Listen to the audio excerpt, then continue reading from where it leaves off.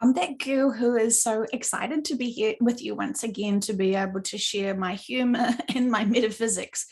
Thank God we can listen to the sessions, right, and get the real information undiluted by my interpretations of things, right? Because I'm still very much human and I'm trying to assist and understand these amazing times along with you all. So fantastic, right? Fun fact, I started getting addicted into these cheesy, full of carbs, corn chips. Oh, family was not fancy. And I pretended that I was a victim. I bought them. They were on sale, always on sale. So it was basically like they were begging to be brought home. And so I found myself just sitting there eating them again. First of all, I was portion savvy and I'd start having like just a few, one or two. It's not going to kill me, right? It's just a little treat. And then I found the bowls getting bigger and bigger and bigger until I found myself once again eating a whole down packet of it, right? Ugh, hideous. And so as I was trying to explore why, guys, why am I trying to eat my emotions again? What's happening? What's happening? What's happening? I was once again reminded of all of the fun things that certain people have been doing to energy drinks and to the very intensive orange powder that is put onto these cheese snacks. Damn it. Once again, I used my free will to do something that was no longer serving me. So when I realized everything is purposeful to remind me and to be able to remind myself and to potentially remind you guys of the sessions and the informations that we've already got given in sessions, right? All of the information from sessions, while it may have been in a sort of a different sort of timeline and we were going to experience certain things, I know many people get frustrated because when they've listened back to those sessions, it sounded like we were just about to shift. And absolutely, we were just about to shift at that time of those sessions, right? And then a whole bunch of people and off-planet beings and a whole lot of other really valid reasons we couldn't shift. Bummer, right? Ultimate bummer. Are we responsible for it? Maybe sometimes we have been holding back, right? So fucking scared of the shift that we will bottom out of frequency vibrations and try to undo all of the things that we know we are having to, we almost like we refuse. No, don't want to do it. Don't want to go brush my teeth. Don't want to go to bed, you know, and have those temper tantrums. And I know a lot of big light beings who are constantly having temper tantrums and holding back humanity from doing what humanity needs to do because of their own egos and fears and insecurities and a whole lot of stuff, right? So choices, and we're all being impacted by other people's choices, right? So regardless of whether we think we are or not, if we don't love ourselves, we're impacting everyone. Simple fact, right? If we don't love ourselves and honor ourselves, and if we don't love others and honor others, we're being not of full service. And it's very, very easy when you're in these sessions and a lot of the clients ask, you know, how can I be of service? And the subconscious is like, love each other.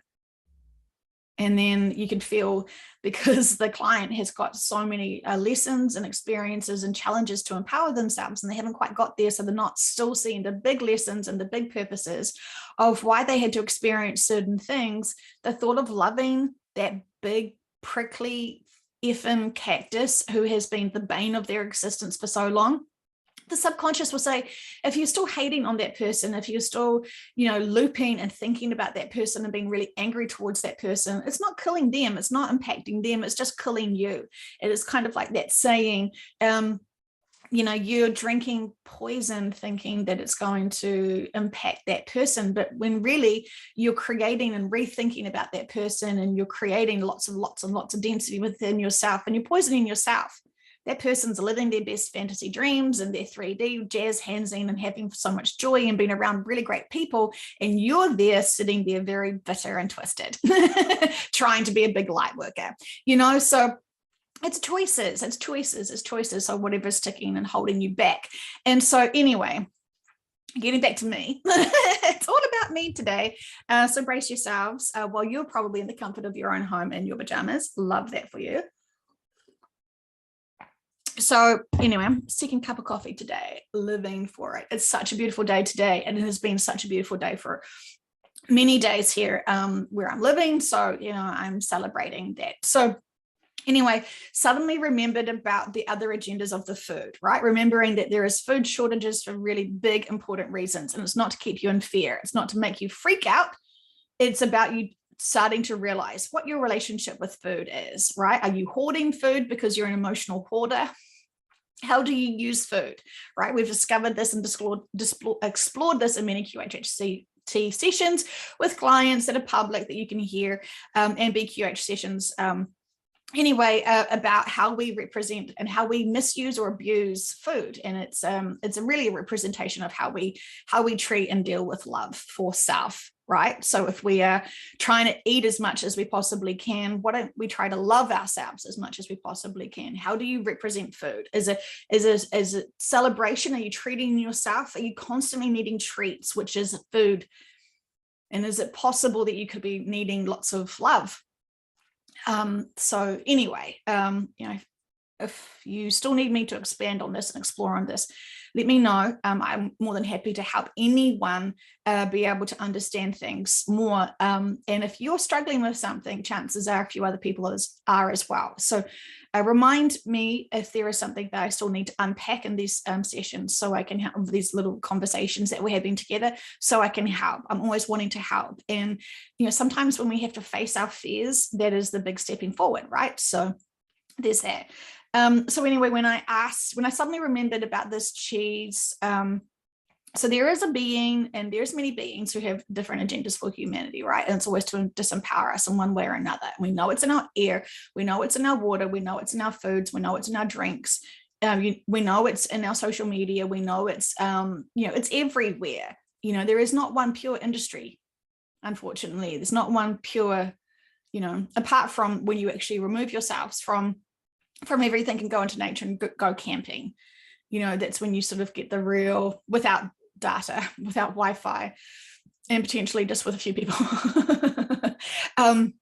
Ideally with yourself, right? Because ultimately you want to be surrounded in nature, surrounded in the cycles and the rhythms of nature, and be able to just be in presence and honor in nature, and the grandness of the water, and the grandness of the trees, and in the grandness of all the beings that are there living in harmony, ideally, right? So anyway, I got distracted. So when I realized and remembered about this thing that I'd heard in sessions months and months ago, about how they were using sort of with the energy drinks that were supposed to milk your own endorphin systems, and it was used to be able to help people who wanted to be vegan but also wanted adrenochrome, right? So they didn't want to have other people's adrenochrome gland juices in that form, or maybe they couldn't for whatever reasons, and so they needed to have something all around the world that was going to be able to give them that boost of adrenaline. And so they started using Red Bull, for example, to be able to milk their own adrenal systems, to be able to keep them on that high that they're used to. So it's interesting. What are you still drinking? Are you still finding that you need these energy drinks? So anyway, discovered and heard about this, and the same person who's creating satellites is also part of this drinking system, and also that energy drink system, as well as the yellow cheesy toppings that go onto certain chips, right? So there is something in there, and it's nanotechnology in some degree that has, because nanotechnology is so small, and when you're consuming certain things that are quite addictive, people are craving them more and more and more. And so is it nanotechnology, or is it something else that is making us have interesting choices? And are we victims to this? Not really, because we're choosing to use our free will, but it's kind of like meth, right? People wanting to get off meth, but they couldn't, and they couldn't understand why.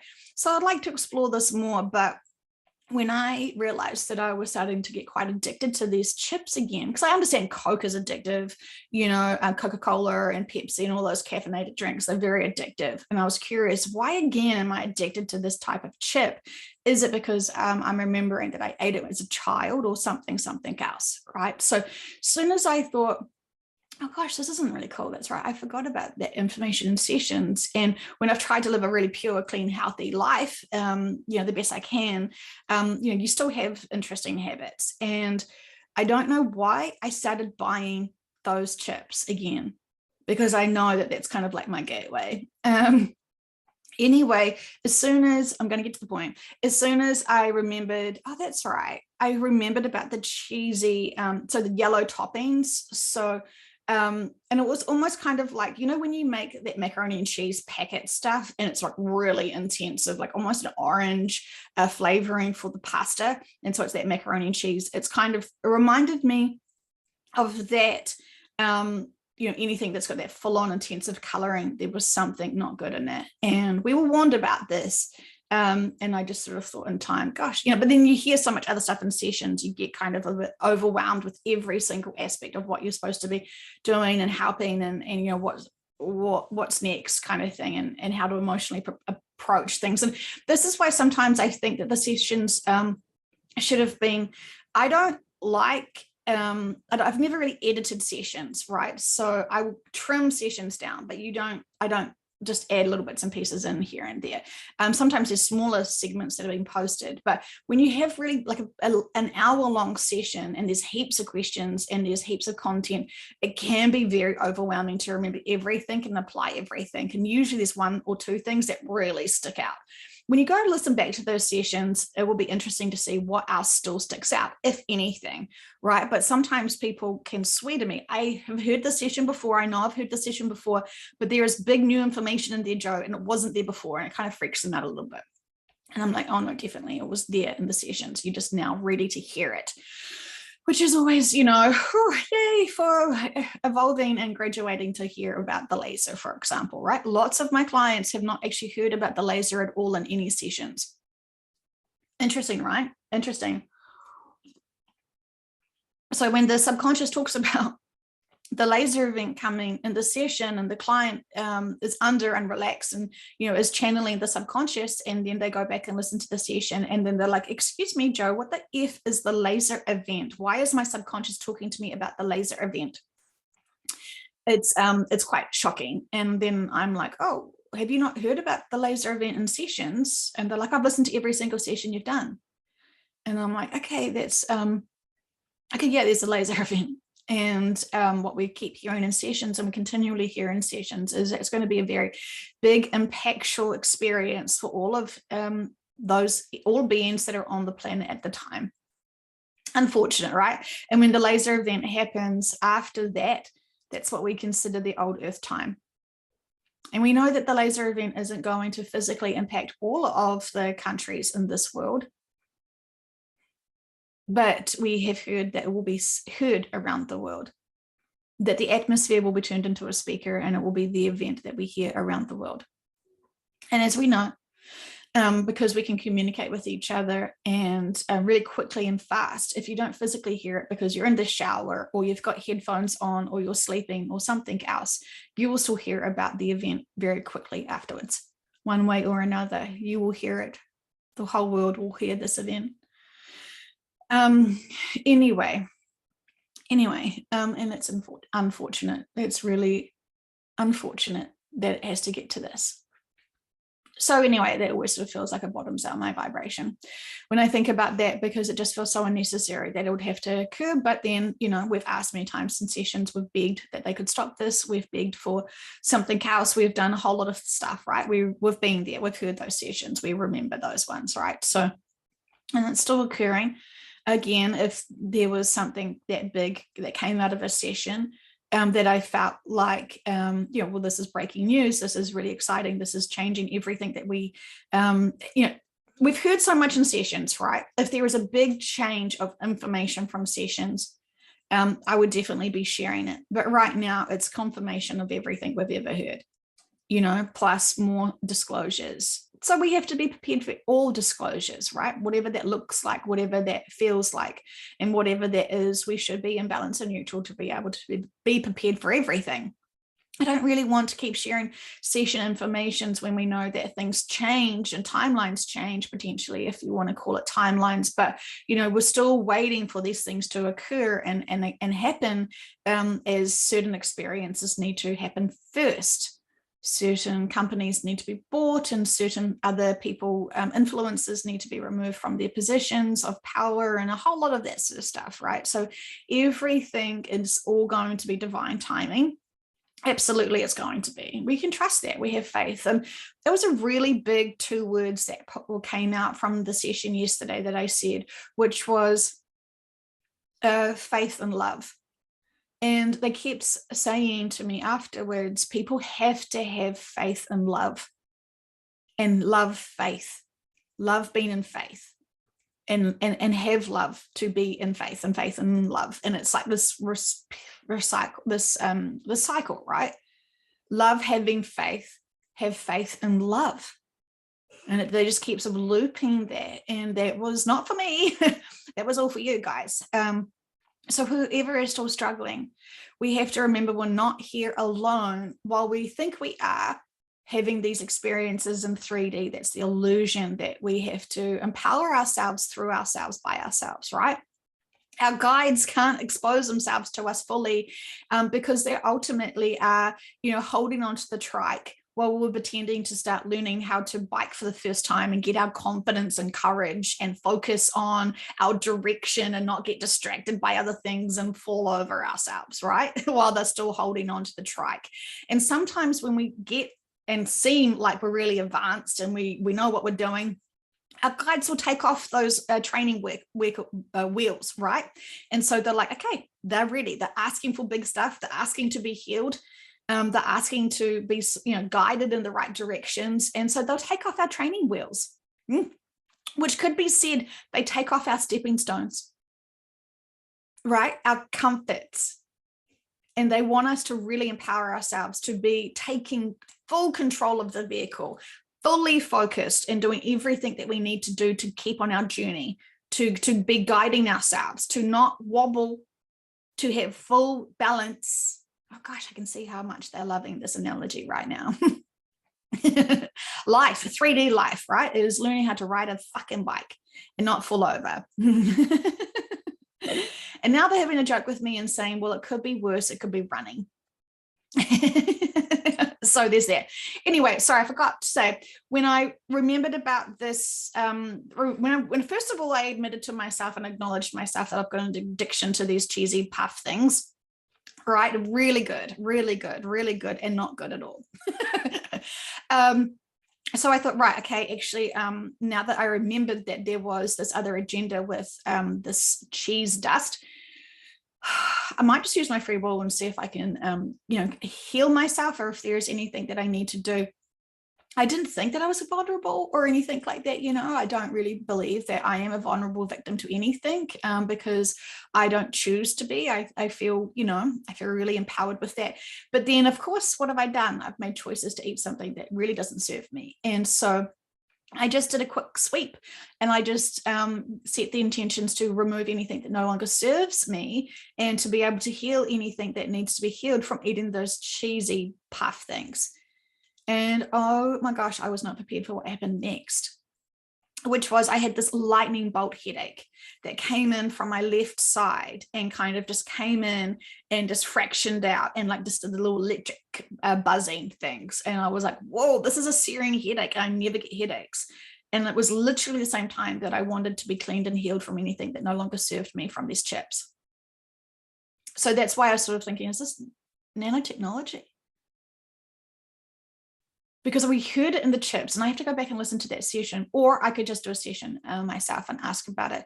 But it was very, very instant. And so, yeah, it's not cool, right? That we buy these things thinking that, little snacks, how can they harm us apart from our fat pants, right? And then, when we do some clearing out, to notice this straight away. So I can do a session about that, because I feel like I get prompted into doing these certain things to be able to grow from them and just share my own experiences, and to be more aware of this.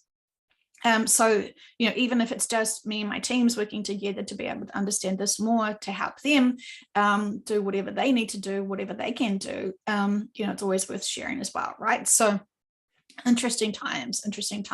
Again, when I woke up this morning, the Horse Collective was coming in again to say that they have got flintlocks on their heads and they are disconnected from being able to use their own codes to heal the world, to heal humanity, and to heal what they need to do. And I know we can't heal the world, but it is raising the vibration. So it seems like there is still, and it's like they've been cloaked from me.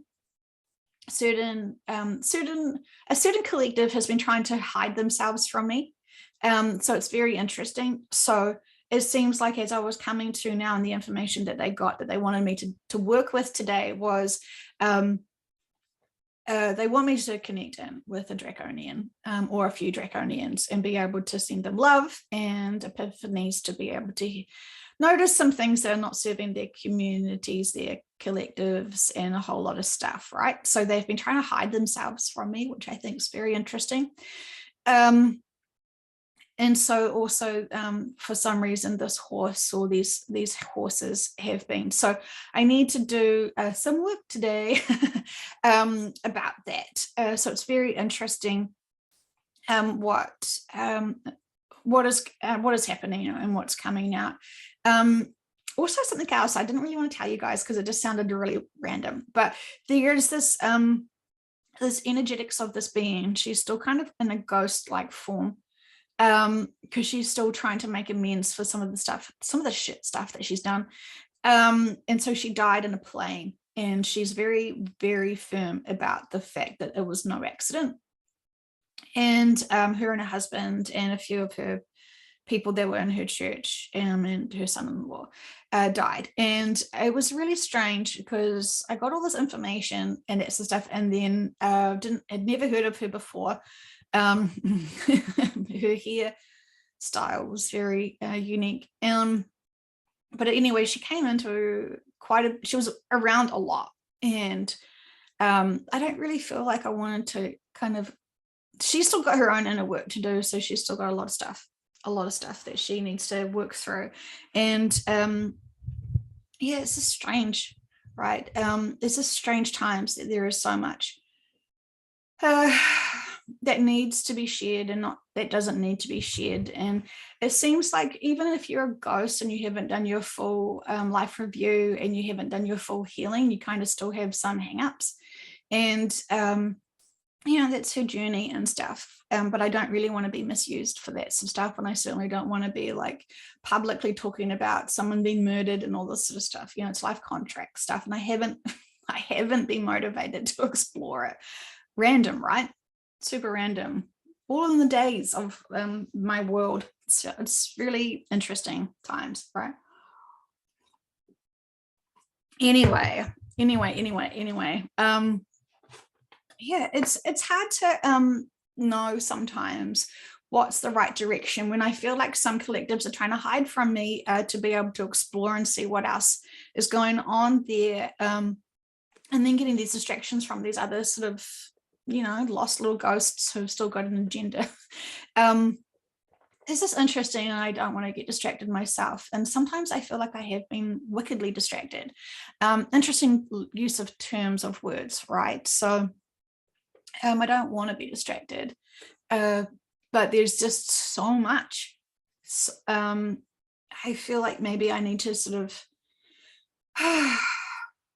not share all of my processes of what I should be doing, but there is so much to be said and done, and sometimes it just feels like there's just so much and I don't quite know what right direction to go in. And when I'm trying to do lots of sessions for other people to find out to help them, it sort of takes up a lot of focus, and I know I should be still, and I am still connected in and getting the right information to be able to help people figure out, like myself, what to expect, what to have balance for, and what to prepare for. And as we still know that these things are slowly unfolding.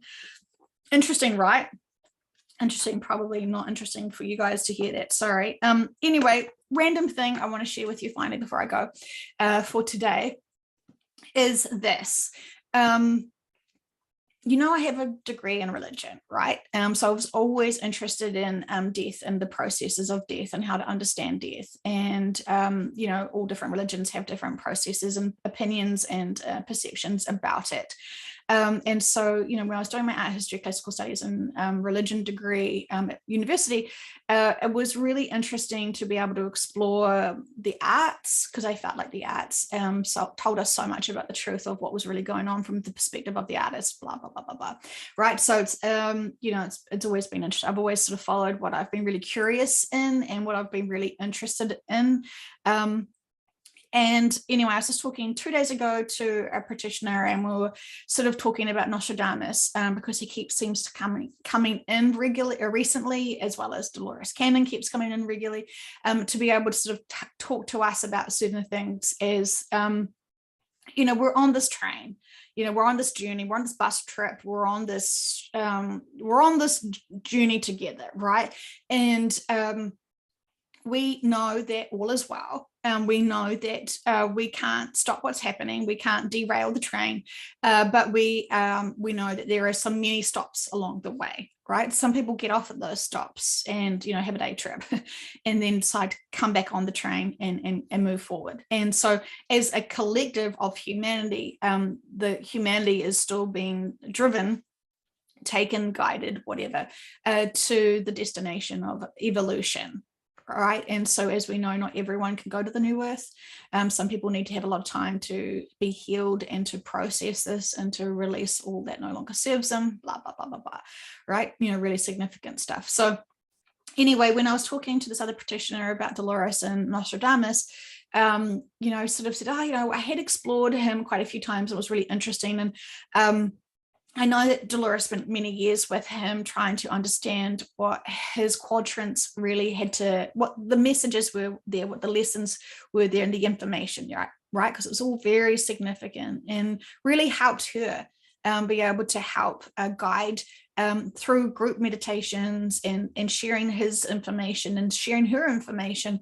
They really did help raise the vibrations of this planet quite a lot, right? Like, I mean, we all need to fully give her so much praise and support for her diligence and her passion to help humanity, because she really wanted to raise everyone's vibrations. She really could see that being in fear was really shit for humanity, and didn't serve us, and really limited us and locked us in and kept us afraid. And so when you're afraid, you don't feel comfortable in expanding. When you're afraid, you don't want to explore things. And when you're afraid, you don't want to grow, because you're just in this shock. So anyway, where was I going with this? All right. So I was talking to this practitioner and sort of saying, there was one thing I kind of thought I would be interesting to be able to explore in sessions, and we kind of have done it a little bit, which was go through sort of like the Bible, and be able to, especially there are some really famous kind of statements, I don't know any of them, from the Bible that people will still hold on to. And we know with us is the rapture, the shift, the new earth, and all this sort of stuff, right? And, the people know that the Bible, people say that the Bible isn't the past, it's the future of what's to come. And I think, is it Revelations? I could be wrong. So all of the Bible is, put into chapters, and it's about certain things. And we also know that the Bible has been heavily edited potentially, and lots of information has been left out, including whole chapters of books and things like that, including lots of Mary stuff and, lots of ET stuff and lots and lots and lots of other things, right? So, and this is why I think Dolores would have been quite interested in being able to have gone.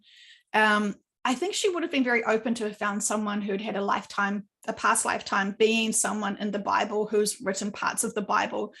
I think she would have loved to have explored that, to be able to understand more their lives and things like that. But she also knew how people were very sensitive to the Bible, and they found her work very confrontational, because she was basically trying to not demyth, but to shine light on potential religions that may not be what she was finding information on.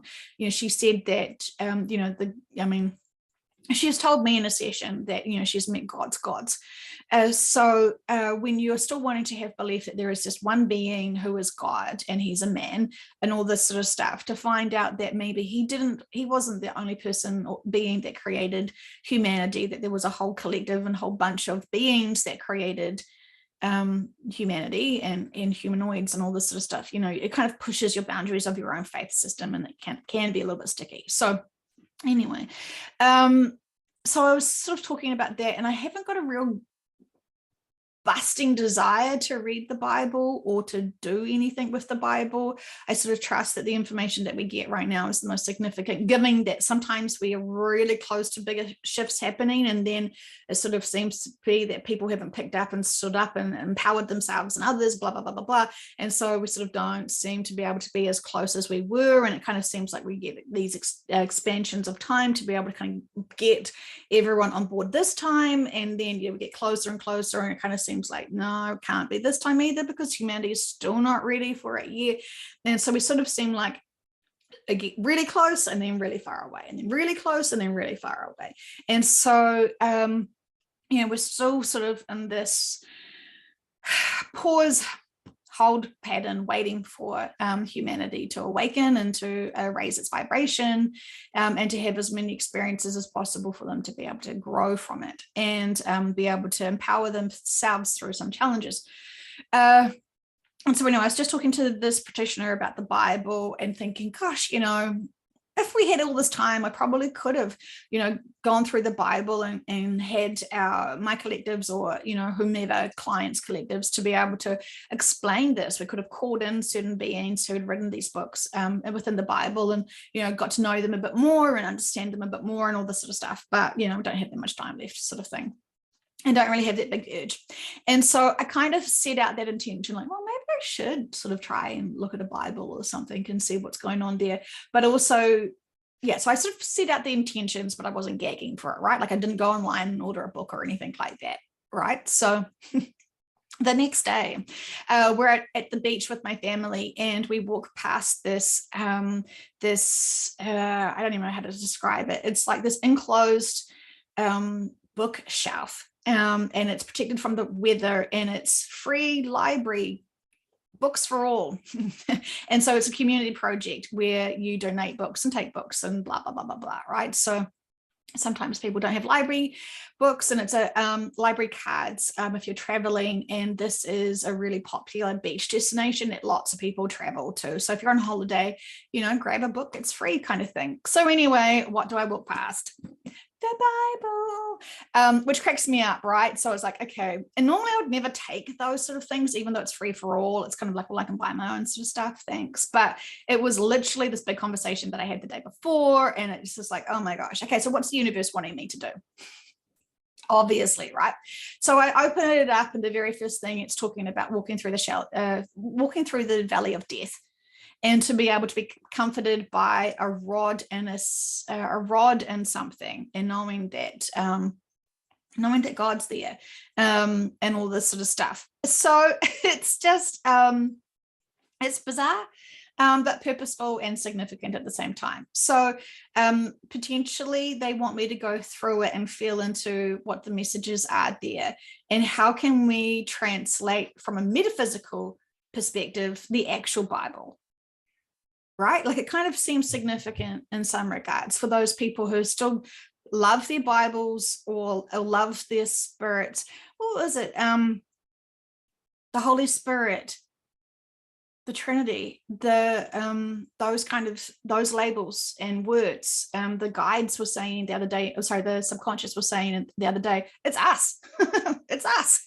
You've been calling, like the client had been calling the Holy Spirit, and calling in the Holy Spirit and all this sort of stuff, and the subconscious was like jazz hands, like it's been me all along. Surprise. So it's funny, isn't it, how we love our labels, and then we don't see the correlation between what we've been told in certain things, because we have been sort of told some truths, right? But then other agendas and all sorts. Biggest gossip. Remember that neighbor I was telling you about the other day? I was super triggered when she was like, my hands are tied. talking about how they couldn't have their church open for all because they were complying to the mandates, right? And they couldn't not do the mandates because they're going to be fined, and that it would cost them money, and their hands were tied because they didn't want to get into trouble so they fully excluded and discriminated against a whole bunch of their congregation, right? Big gossip in New Zealand is that someone's done an expose and a journalist has gone in and infiltrated that church. And wouldn't you know, it's not about religion. It's about a big corporate industry. This is what they said, right? Oh my gosh, yes, it was. They said it when I was doing like a little bit of a channeling because I was so hyped up about that neighbor telling me that her hands were tied. And I was like, well, Jesus' hands were tied, wasn't he? And he never lost his morals. He still loved and supported all. And he didn't care about dying. He didn't care about being fined money, blah, blah, blah, blah, blah. So anyway, a journalist has just exposed this religion for being just horrific and money organizations and a corporation and an industry. So yeah, it's just, it's interesting, right? So many people think that they're following this higher divine inspiration and information and going to these churches and paying all this money. And then, when you just scratch into the surface of it, the leaders are corrupted and, really not inspirational beings in any stretch of the imagination. So, so much. So anyway, sorry, massive gossip. And it was about 12:30, I think, in my time yesterday where I got out of my pajamas. Yeah, full disclosure. Okay, so anyway, enough of my rambling, but isn't it interesting times, right? Such interesting times. So I know lots of you are having massive epiphanies to be able to see how the information I'm sharing in sessions and just these conversations are actually, you can see the same situations happening to you. So many people are getting profoundly awoken and their intuition is on fire in a really positive way, right? So I love that for everyone, how everyone's just expanding themselves and growing and doing so much of the inner work. I'm hearing so many fantastic sessions that you guys have been doing with interns. Yes, yes, yes. Love it. Love it. It gives me so much joy. And I just feel so inspired to still be working really diligently to be part of the solution for humanity, like all of you, rather than, choosing to ignore our responsibilities and duties and all that stuff. So anyway, I love you guys so much. And thank you so much for you doing you. I love that. I love that so much. So yay, jazz hands, everybody. Have a great day.